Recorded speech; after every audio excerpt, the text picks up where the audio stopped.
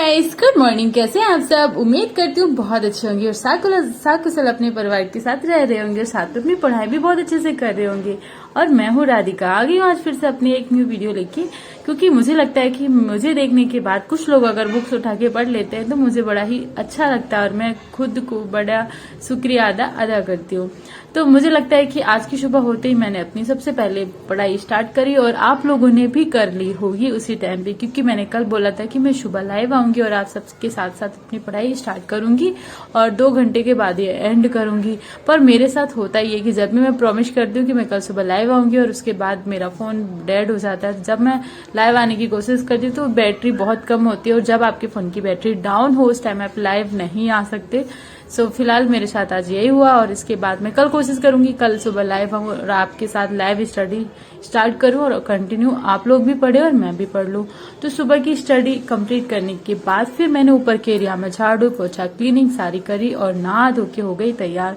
फिर उसके बाद आ गई किचन में और किचन में बनाना था खाना पीना। वैसे तो आज है एकादशी, पर फिर भी जैसे नाश्ते में मतलब जैसे फरारी बनाना होता है वो बनाऊंगी और फरारी सबको खिलाने के बाद जो और भी किचन के काम है, जैसे मेरे बेटे का व्रत नहीं होता है क्योंकि वो है अभी छोटा, तो उसके लिए मैंने दूध गर्म कर दिया था और दूध दे दिया था और उसके बाद मैंने उसके लिए 4-5 पराठे बना के रख दिए थे जिससे वो पराठा खा के वो भी फ्री हो जाए और बार बार उसको दिन में भूख ना लगे। तो ऐसा तो हम नहीं कर सकते कि अपने साथ साथ उसको भी भूखा रखे, क्योंकि हम लोगों का व्रत है लेकिन उसका व्रत नहीं है। तो उसके लिए खाना बनाया और जो भी बर्तन हो गए उनको क्लीन करा और अब जाएंगे सीधा पढ़ाई करने।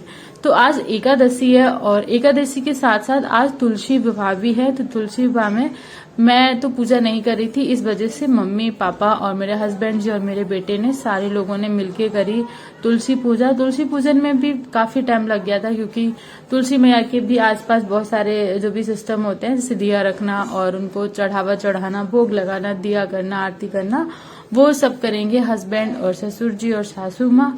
मेरा आज का काम बस इतना ही था कि मुझे अपना किचन का काम खत्म करने के बाद फिर मैं आराम से अपनी स्टडी करने बैठ सकती थी।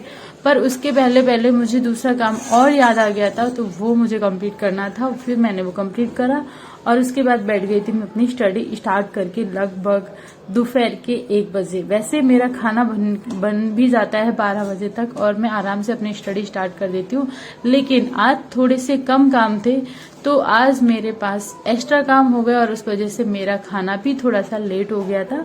और बाकी मुझे कुछ खास नहीं करना था, बस ससुर जी और यहाँ पे सासू माँ पूजा कर रहे हैं और काफी अच्छे से उन लोगों ने फेरे वगैरह करा, मतलब जैसे शादी करवाते हैं एक लड़का लड़की की उसके अकॉर्डिंग तो नहीं, पर फिर भी कोशिश करके काफी अच्छे से उन्होंने किया। और यहाँ पे उन्होंने तुलसी विवाह कराया, वो उनको श्रृंगार चढ़ाए, सारी चीजें कंप्लीट करी और मैं यहाँ पे बैठ चुकी थी अपनी बुक्स लेके। तो आज मुझे मैथ सॉल्व करना था और ये समझ लो मैथ मेरा अभी स्टार्टिंग ही चल रहा है क्योंकि मेरा मैथ थोड़ा सा वीक है। बाकी मेरे जितने भी एग्जाम हुए हैं उसमें बस एक रीजन रहा मेरे फेलियर का कि मेरा मैथ थोड़ा सा वीक है और मैथ की वजह से ही मेरे मार्क्स पूरे के पूरे डाउन हो जाते हैं। लेकिन आपको पता होगा कि आप जब भी कोई भी तैयारी करते हैं किसी भी एग्जाम की, तो वहां पर सबसे मोस्ट इम्पोर्टेंट मैथ होता है और मैथ में काफी अच्छे से क्वेश्चन कवर किए जा सकते हैं। लेकिन मेरे साथ मेरा वीक पॉइंट यही है कि मेरा मैथ थोड़ा सा वीक है और कहीं ना कहीं मैं मैथ की वजह से ही रह जाती हूँ। लेकिन मुझे लगता है कि नहीं, अगर हम सारी चीजें कवर कर सकते हैं तो मैथ भी हम कवर कर ही सकते हैं, क्योंकि मुझे जीएस पढ़ा हुआ काफी अच्छे से याद रहता है, रीजनिंग भी मेरी ठीक ठाक है और बस मैथ ही ऐसा सब्जेक्ट है जहाँ पे मुझे डर उससे लगने लगा है कि पता नहीं क्यों, मतलब करते करते क्वेश्चन कंफ्यूजन हो जाता है, कभी कुछ हो जाता है, कुछ ना कुछ इश्यूज हो ही जाते हैं, तो मैथ की वजह से ही सारी चीजें रह जाती हैं। तो मुझे कल एक लाइव में एक डियर ने एक सजेशन भी दिया था आरओ का। इससे पहले मेरे हस्बैंड ने भी मुझे बोला था कि आप आरओ की तैयारी करो क्योंकि उसमें मैथ बिल्कुल भी नहीं पूछा जाता है। मतलब पूछा जाता हो तो मुझे आइडिया नहीं, पर वैसे मुझे लगता है कि नहीं पूछा जाता है। मुझे लगता है कि क्योंकि आरओ के लिए मैंने बुक्स उस टाइम ली थी और मैंने तैयारी भी स्टार्ट करी थी, तो वो उसमें एक यूपीपीएससी की लेवल की तैयारी करनी पड़ती है और उसमें बहुत ज्यादा पढ़ने के बाद ही अच्छा रिस्पॉन्स आ सकता है। और एसएससी का एक अपना अलग लेवल है और आरपीएफ का एक अपना अलग लेवल है। तो जिस भी चीज की तैयारी कर रहे हैं, पहले हम उसकी 1 साल तैयारी करेंगे और उसके बाद फिर उनके फॉर्म अप्लाई करेंगे। अभी तक हम एक गलतियां करते आए हैं, ये कि मैं फॉर्म अप्लाई करती हूँ और उसके बाद अपनी पढ़ाई स्टार्ट करती हूँ और उसके बाद जब एग्जाम निकल जाता है उसके बाद फिर सोचती हूँ कि मैंने कहाँ गलती करी है। लेकिन इस बार मुझे ऐसा नहीं करना है। इस बार मुझे एग्जाम्स के पहले यानी भर्ती के पहले ही सोचना है कि मुझे किस चीज की तैयारी करनी है और पूरा अच्छे से अपना फोकस बना के स्टडी करनी होगी। उसके बाद ही शायद कहीं अच्छे से सिलेक्शन हो पाएगा।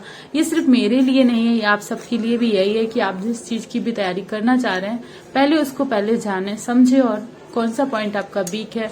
तो क्या उसके अलावा भी आप किसी चीज की तैयारी कर सकते हैं, तो आप पहले अपना ऑप्शन सुनिए कि आपको करना क्या है, उसके बाद ही स्टार्ट करें, क्योंकि बहुत मेहनत हो जाती है। मुझे भी 1.5 साल हो चुका है जब से मैंने स्टार्ट किया है, लगभग 1.5 साल हो चुका है। तभी से मैं आप सबके साथ अपने वीडियोस के सारे क्लिप भी शेयर करती हूँ और वीडियोस क्लिप शेयर करने का बस एक ही मोटिव है कि मेरी मेहनत की मेमोरीज रहेंगी। प्लस मेरे वीडियोस देखने के बाद काफी लोग ऐसे हैं कि वो कहीं ना कहीं बंद कर देते हैं और फिर से वो रीस्टार्ट कर लेते हैं कि अगर ये कर सकते हैं तो मैं क्यों नहीं। मतलब मैं इस एज में अपने बच्चे को संभाल के, अपनी फैमिली को संभाल के, अपने सारे घर के काम को संभाल के अगर पढ़ सकती हूँ तो मुझे लगता है कोई भी जो पढ़ने लायक है, जो पढ़ना चाह रहा है लेकिन कहीं ना कहीं वो मन से डिमोटिवेट हुआ है और वो पढ़ नहीं पा रहा है, तो वो शायद मेरी वीडियोस देखने के बाद उनको लगे कि हाँ चलो ये कर सकती है तो मैं भी, तो वो अपना स्टार्ट कर रहे हैं।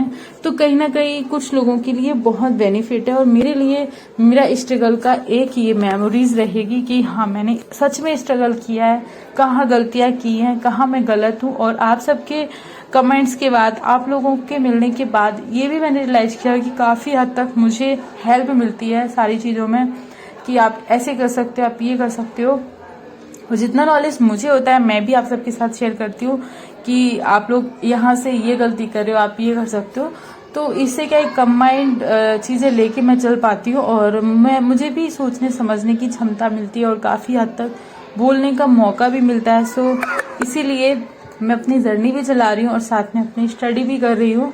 और मुझे लगता है कि अभी थोड़ा भले टाइम लगे पर हाँ एक टाइम बाद मेरा भी सिलेक्शन होना पक्का है, क्योंकि मैंने सच में मेहनत करी। मैंने एसएससी सीजीएल के लिए बहुत मेहनत करी, लेकिन मैथ की वजह से वहां पर भी मेरे मार्क्स बहुत कम हो, मतलब बहुत ज्यादा कम रहे और वो मैंने अपना फेलियर समझा, क्योंकि मुझे पता है, मैंने एहसास किया है कि हाँ यहाँ मेरी गलतियां रही, उनको मैं कवर अप नहीं करूंगी, उनको मैं ओपन रख के और अपनी तैयारी फिर से स्टार्ट करूंगी, सारी चीजें बेसिक से लेके चलूंगी। फिलहाल आरपीएफ की है एग्जाम मेरी, तो उस पर फोकस मैं पूरा बना रही हूँ, लेकिन उतना ज्यादा नहीं बना रही हूँ। पहले मुझे अपना मैथ फोकस करना होगा और उसके बाद कांस्टेबल की तैयारी मैं अच्छे से कर पाऊंगी, क्योंकि उसमें मुझे टाइम मिल पाएगा। और लेकिन अभी टाइम नहीं मिला था, पर अब जो भी है जैसा भी है ठीक है, आगे के लिए बहुत अच्छे से तैयारी करनी है। तो फिलहाल बजने वाले हैं 5, तो दूध गर्म करना है और मैथ भी हो गया था। अभी थोड़ी देर के लिए मैंने जीएस भी पढ़ लिया था।